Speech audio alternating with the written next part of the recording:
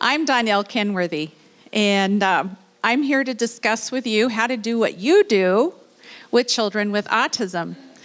I'm wearing a blue shirt today in honor of World Autism Awareness Day. Today, April 2nd, is when we try to raise awareness of autism. Autism is affecting our world, and if you have a typical group, you are going to have children in your ministry or wanting to be in your ministry that have autism. My husband's name is Donnell Kenworthy, and I'm Donnell Kenworthy, and we run a ministry called Special Grace Ministries, which we started so that we could train and resource churches. We are parents of a child with autism. I have a brother-in-law and a nephew who are on the spectrum, as we call it, and I have done a lot of training to learn more about it, just to help my son.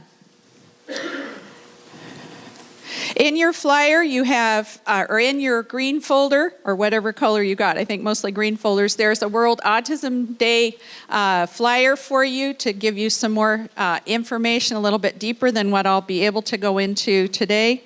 But just want to be able to talk with you today a little bit about it. About autism, just to start a conversation. And I want to tell you, I will have one of the tables at lunch, and so if you have more specific questions than what can be answered here, just come and share lunch with me, okay? Because I'd love to meet you. Thank you, Nikki. Autism is not caused by bad parenting. And children with autism can be a part of our children's ministries. I envision a day when no child is ever left out, that we have a place for all of our children to either be in our classrooms, to have a room where they can be supported, or they can be ministered to at home, no matter what their diagnosis or need. Autism is known as a spectrum disorder. Autism spectrum disorder is a neurobiological disorder. It means that it happens in the brain, but it affects the entire organism or the entire body. Some children, and it's known as a spectrum disorder because it can present in many different ways. Some children have it very mildly presented, and they may have high intelligence. They may be able to speak in ways that you think, wow, the big words that they use. While others may not have any language at all, they may be cognitively challenged, and still others are just average intelligence, like every other typical kid. There are 3 key features to autism. The challenges come in these areas. Communication. They struggle with communication.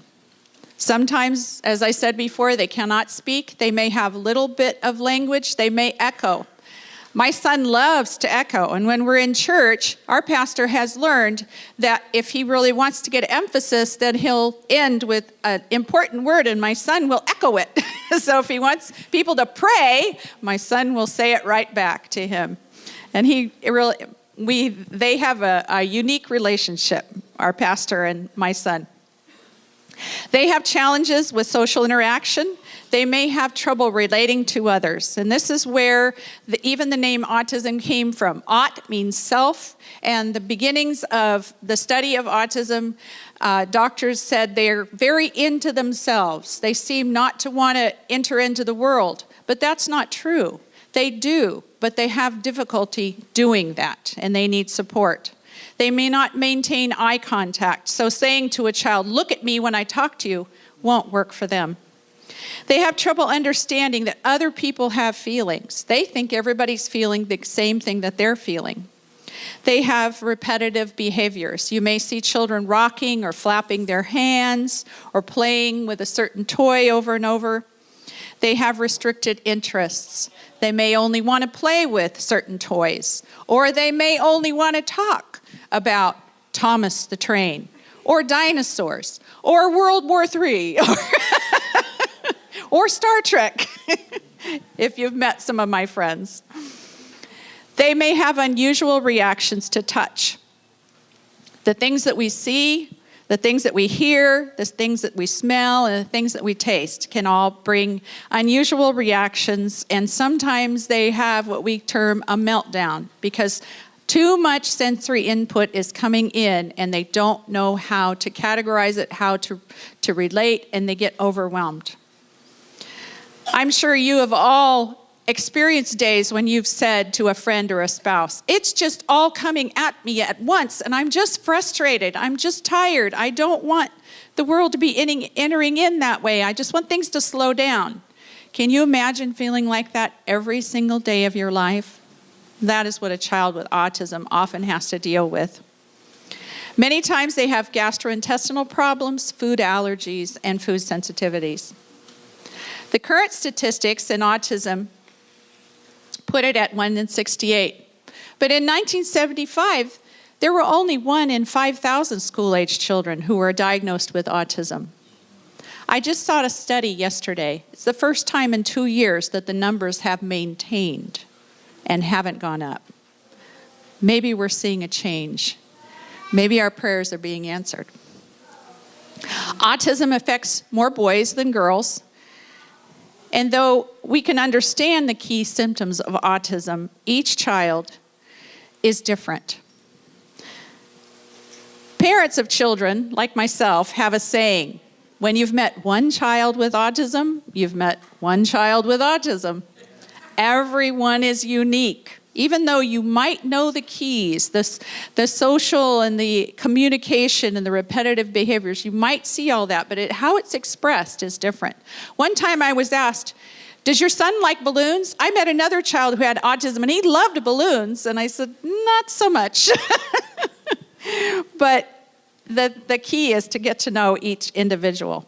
They have different personalities, different needs, different interests, and different strengths. There are professionals who we use to diagnose them, and they're listed on the next slide. But I have to give a note to myself all the time. Even though I know a lot, it's not my job to diagnose. It's my job to love and support. It's my job to learn new skills so that they can learn about Christ in their own way. So, how do I show them Christ? I know that children with autism may be in your programs right now, or maybe you've experienced having to tell a parent, we don't have the support right now to meet the needs of your child. Time and again, I meet parents who say, yeah, we went to church one time and they said they didn't have any place for my child. If they don't have a place for my child, I can't go. So how can we show them God's love? First of all, get to know them. Get to know the child. Get to know the parent. This morning you were given some skills in having in intake forms and registration for children. Even beyond that, we use a registration form for children as they enter into what we call our special grace program at my home church, so that we can know what are triggers, what are things that they like. Many times there's allergies, so what kinds of snacks can they have? There's a little known resource or a little underutilized resource, and that's teachers and therapists. They would love to get to know you and be able to share with you some things that they can do or show you to help with the child that you're working with. Rethink what goes on in your classroom, the sensory input. Go in there and think about what it's like if you are a child where lights can bother you or too loud of a sound. Or sometimes we utilize food and other things in our programs, and it can be overwhelming for a child with sensory needs, with sensory problems. So we need to rethink those things. Some simple tools, a visual schedule, where the schedule is laid out. And I can show you some examples of these at the table talk time, but having clear, simple directions posted on the rules of what goes on in your class, having a quiet place to regroup, or a knowledge of if things become overwhelming in here that you can exit and come back with an adult who can help you. And then providing extra support through volunteers in the classroom to take breaks. And then even in a special sensory classroom, we have a room dedicated for those who need to be out of the classroom most of the time, and then we take them in periodically. And that does take one-on-one support. Now, I know you're doing the math at this point. One child plus one more adult volunteer, is it really worth it? But really, who is being ministered to in this equation? It's more than just one child. There are siblings who are often pressed into service to be a support for their brother or sister. And they can go to class and learn about Jesus for themselves instead of worrying about their sibling. The parents are supported. They're tired. They're meeting the needs of their child. Many, many times, children are in school, but after school there's therapy, and they're running their child here and there for all kinds of doctor appointments and things, and there is an added load, especially for parents who have children with autism. Autism therapies are not often covered, though they are, and many times now, but a lot of extra therapies are not covered. A long time they weren't covered. We're just kind of getting them into law now that therapies are covered by insurance, but parents know that if they have early therapy, that the outcomes are better for their children, that they'll be able to live a more normal life. So they're overwhelmed. And so parents need to have a short respite. You know, the fact that I support a child for an hour and a half to give that parent a break, to go to church and get in touch with the Lord and take care of their own spiritual needs, blesses me, and it blesses them. Blesses more the whole church.